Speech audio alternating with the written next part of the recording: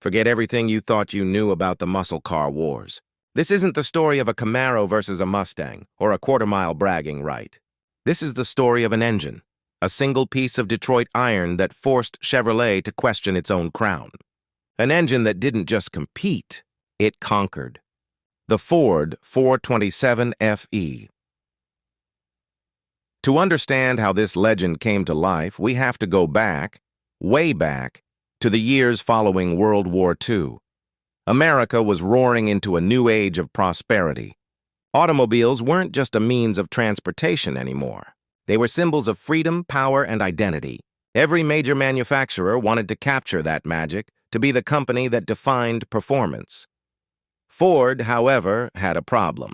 In the early 1950s, Chevrolet was already leading the charge. Their new small-block V8s, light, efficient, and fast, were winning races, selling cars, and capturing hearts. Ford, on the other hand, had been playing catch-up. Their Y-block engines were durable, yes, but heavy and limited in potential. They needed something new, something revolutionary. By 1958, Ford's engineers began sketching what would become the FE engine family. FE stood for Ford Edsel, and while that might not sound intimidating, the engineering underneath was a different story. This wasn't just a motor for racing. Ford wanted a versatile powerhouse, an engine that could dominate the track and still be at home in a family sedan, a truck, or a police interceptor. The first FE engines ranged from 332 to 390 cubic inches, respectable for their time. But behind closed doors in Dearborn, the engineers had something more sinister in mind, a big block that could outmuscle anything wearing a bow tie. The challenge was enormous. Ford's design had to handle massive combustion pressures, high RPMs, and endurance conditions, all while being manufacturable at scale. Engineers debated cylinder head flow, block stiffness, oiling systems, and valve train geometry deep into the night. They experimented with cross-bolted main bearings, unique for American V8s then, to keep the crankshaft stable at extreme speeds. The result was a robust bottom end, something that would later become the backbone of the 427's legend. By 1963, the FE line was evolving fast. NASCAR was heating up, and Ford wanted dominance. The 390 FE had proven capable, but the competition from Chevrolet's 409 was fierce. So Ford's engineers unleashed the beast, the 427 cubic inch FE, a motor designed with one purpose: to win. This engine was pure muscle. A massive 4.23-inch bore and 3.78-inch stroke, forged crankshaft, solid lifters, and, crucially, those innovative cross-bolted mains. Every inch of it screamed overbuilt. Even its oiling system was rethought for sustained high-speed runs on NASCAR ovals and 24-hour races in Europe. This wasn't a production engine softened for the street. This was racing tech, pure and unfiltered. But Ford didn't stop at engineering. They built an entire racing ecosystem around the 427. Lightweight Fairlanes, Galaxies, Thunderbolts, each became a weapon platform for this mechanical masterpiece. And soon the world was about to see what humiliation really looked like, from the Chevy camp's point of view. In the early 1960s, Chevrolet was the undisputed king of American performance. Their small blocks ruled the drag strips, and the mighty 409 was a street terror. Ford was respected, sure, but not feared. That changed the moment the 427 FE roared to life. NASCAR was the first battlefield. The 1963 Ford Galaxie 500 became the company's war machine, and under its hood lay the Ford 27. On the superspeedways of Daytona and Charlotte, the engine unleashed its fury, routinely spinning above 7,000 RPM, a number unheard of for a big block at the time. Racers like Fred Lorenzen and Fireball Roberts pushed the 427 to its limits, and the results were undeniable. In 1963 alone, Ford's Galaxies powered by the 427 took 23 of 55 NASCAR races. Chevrolet didn't know what hit them. Then came the drag strips. Ford's Thunderbolt Fairlane was a purpose-built monster, stripped down, lightweight, and fitted with the 427 high riser. It was built not for the street, but for the quarter-mile kill zone. NHRA fans watched in disbelief as Thunderbolts destroyed Chevrolet's Bel Airs and Impalas, often clocking sub-12-second runs right off the trailer. Even Chrysler's Hemis started to feel the pressure. But the real shock came overseas, Le Mans, France, 1964. Here, the 427 didn't just compete, it declared war on Europe's elite. Ford engineers had been collaborating with Carroll Shelby, and together they stuffed the 427 FE into the GT40 Memca 2. The result was history, absolute domination at Le Mans 1966, where Ford finished 1-2-3, ending Ferrari's 6-year winning streak. That race didn't just mark victory, it marked humiliation for both Ferrari and, indirectly, Chevrolet, who now found themselves completely outclassed in international prestige. The message was clear. Ford could build engines that ruled every arena. By 1964, Ford's 427 FE wasn't just another big engine, it was a statement. Every race it entered became a demonstration of engineering arrogance, and Chevrolet was on the receiving end of a very public beating. The FE's most famous variant, the 427 High Riser, was engineered for one thing: airflow supremacy. Its intake ports were raised nearly an inch higher than normal, allowing a straighter, cleaner path for the mixture to rush into the cylinders. The result? Power. Brutal, unrelenting, dyno-braking power. At a time when Chevrolet's 409 struggled to breathe above 6,000 RPM, Ford's High Riser was comfortably screaming past 7,500. It wasn't subtle. It didn't whisper performance, it shouted it. Every thunderous start on the drag strip, every lap at Daytona echoed one thing. The bow tie was bleeding. Let's talk specifics. In NASCAR, 1964 and 1965 were Ford's golden years. Fred Lorenzen, nicknamed Fearless Freddie, became a household name driving the 427-powered Galaxie. At Atlanta Motor Speedway, he became the first driver in NASCAR history to earn over $100,000 in a single season. His Galaxie, with its massive 427 rumbling beneath the hood, became a rolling symbol of Ford's engineering dominance. Even Chevrolet's top drivers admitted that when a 427 showed up, victory was usually out of reach. In drag racing, Ford unleashed the Fairlane Thunderbolt, one of the most fearsome factory-built cars ever made. These weren't just tuned versions of street cars, they were purpose-built assassins. Only about 100 Thunderbolts were made, each hand-assembled with the 427 High Riser and every ounce of weight-saving trickery Ford could muster.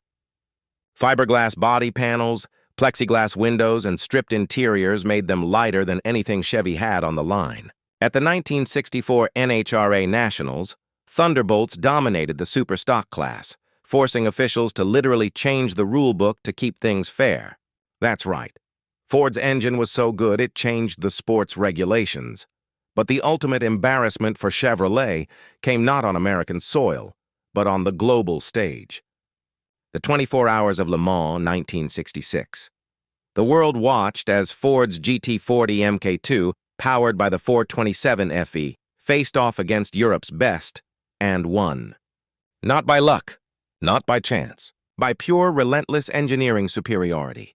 Ford didn't just win, they finished first, second, and third, a total sweep. The sound of the 427's roar at Le Mans was more than just a victory lap. It was a declaration of war won. And it wasn't just Ferrari that felt the sting.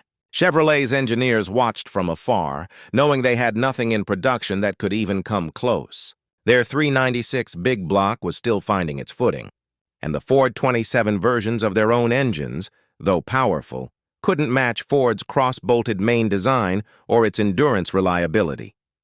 In private, Chevy insiders called the FE a tank disguised as a V8. Even in the NHRA pits, whispers started to spread. Chevy guys grumbled that Ford had sold its soul for performance, that it was too extreme, too specialized. But the results didn't lie. The 427 FE was the weapon of record, and Chevrolet's response always seemed a step behind. When Ford debuted the side-oiler 427, things got even worse for the competition. The new design rerouted oil directly to the crankshaft before the top end, solving lubrication issues under extreme RPMs. That meant the FE could stay alive longer, pull harder, and rev higher, while Chevy's engines often fell apart under the same stress. On long ovals or endurance tracks, that difference was catastrophic. You could almost feel the frustration building in the Chevrolet camp. By the mid-60s, Ford's dominance had turned into humiliation. NASCAR teams were switching allegiance. Drag racers were dropping bow ties for blue ovals. And Chevy's once proud image as America's performance brand was starting to crack. Contemporary magazines noticed it too. Hot Rod and Car Life were filled with headlines celebrating Ford's new monster motor. In one 1965 issue, a journalist wrote, "The 427 FE is not just an engine, it's an act of war.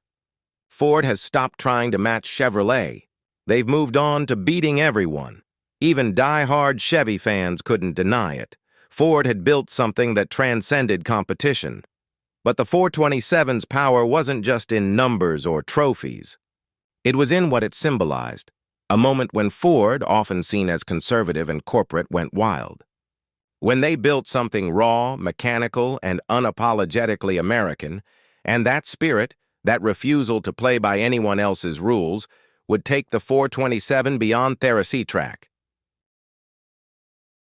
The 427 wasn't just a race motor, it became a cultural phenomenon. On the streets, it represented rebellion, danger, and raw dominance. It was the kind of engine that made you feel something deep in your chest when it fired up. The deep, hollow thunder from those massive pistons wasn't just noise, it was authority. In 1966, Ford began offering street versions of the 427 in the Fairlane, Galaxie, and Cobra. But these weren't comfortable cruisers. They were brutal, no-compromise machines. Owners reported that driving one was like holding on to a live wire. Clutch heavy, idle rough, and absolutely unforgiving. But when that throttle opened, all hell broke loose. 0 to 60 in under 6 seconds. Quarter mile in 12. In the mid-60s, that was rocket speed. Then came the Shelby Cobra 427, a car so violent it became legend overnight. Carroll Shelby took Ford's mighty FE, dropped it into a tiny British roadster chassis, and created one of the most terrifying street-legal cars ever made. The 427 Cobra was capable of over 160 mph, numbers unheard of for its time. And the sight of a Ford engine humiliating Ferraris, Corvettes, and Jags in both acceleration and handling tests was almost poetic. Even Enzo Ferrari reportedly despised that car. Hot rodders worshipped the 427. It became a symbol of power, precision, and purity, an engine you didn't tame, but respected. Its design inspired generations of tuners who sought to balance brute force with engineering finesse. From dirt tracks to drive-ins, the legend of the 427 spread like wildfire. Culturally, it changed how people saw Ford. Before the FE era, Ford was the family car company. After it, they were a performance powerhouse. The Mustang may have stolen headlines, but the 427 FE gave Ford credibility, the kind you can't buy with marketing, only with victory. Decades have passed since the 427 FE first fired to life in Dearborn. Racing technology has evolved. Engines have become lighter, smaller, turbocharged, even electrified. But among enthusiasts, real gearheads, there's still a reverence for the 427 that borders on sacred. Because what Ford created wasn't just a motor. It was a statement of intent. It proved that American engineering could stand shoulder to shoulder with anyone in the world and win. It showed that passion, precision, and a bit of stubborn pride could produce something timeless. Today, finding a genuine 427 FE is like uncovering buried treasure. Original side oilers and high risers, especially those with racing pedigree, can command tens of thousands of dollars, sometimes six figures if paired with a historically significant car. The 427-powered Galaxies, Thunderbolts, and especially the Cobra 427s are holy grails in the collector market. Auctions light up whenever one crosses the block, not because of luxury or rarity alone, but because of what that number represents. 3 digits that say everything. Collectors describe the 427 not just as an engine, but as an experience. Its sound is mechanical poetry. a deep rhythmic thunder that builds into a raw metallic scream. No electronic fuel injection, no computer-controlled ignition. Just air, fuel, compression, and fire, the primal heartbeat of performance. When you see a 427-powered Cobra at idle, shaking the ground beneath it, it's not nostalgia, it's history still alive. Every pulse of the crankshaft connects to those moments in Daytona, in Le Mans, on drag strips where names were made and reputations destroyed. Even Ford themselves have never fully escaped the shadow of the 427. When they designed the Ford GT decades later, their modern supercar, they didn't just reference their Le Mans heritage. They built an homage to it. A reminder that once Ford didn't just compete with Ferrari and Chevrolet, they humiliated them, and it all began with the FE. Mechanically, the 427's influence can still be seen today. Its cross-bolted main design has become a standard concept in modern performance engines. Its side-oiler system inspired later endurance motors. Even its bore and stroke proportions are echoed in many of Ford's later high-performance V8s. But beyond blueprints and patents, the legacy of the 427 FE lives in emotion, because every car person knows that engines have personalities. Some purr, some growl, but the 427 roared. It was unapologetic, unruly, and unforgettable. You didn't just drive it. You survived it. Those who owned one back in the day recall it like a wild love affair. Hard to handle, demanding. But once you bonded with it, nothing else came close. It wasn't about smoothness or comfort. It was about dominance. When you pulled up to a light and someone in a Chevy revved next to you, you didn't need to say a word, because one blip of that throttle said everything. Even today, at car meets and auctions, when someone mentions 427, conversations stop. People lean in, heads turn, because that number isn't just a displacement, it's a badge of respect, from the roar of NASCAR ovals to the long straights of Le Mans. From the smoky drag strips of America to the garage floors of countless weekend racers, the 427 FE carved its name in history with every revolution of its crankshaft. It humiliated Chevrolet, it dethroned Ferrari, and it changed the trajectory of Ford forever. In an era where engines are judged by computers and emissions, the 427 stands as a reminder of what pure mechanical genius can do. No hybrid systems, no electronic traction control. Just raw, unfiltered American power, the kind of power that doesn't fade. It echoes, and that echo still lives today. In the hearts of every car lover who ever dreamed of pressing the pedal, hearing that thunder, and feeling, if only for a moment, what true dominance sounded like. Because legends don't die. They idle, waiting to be awakened again. And the Ford 427 FE? It's still waiting, still rumbling.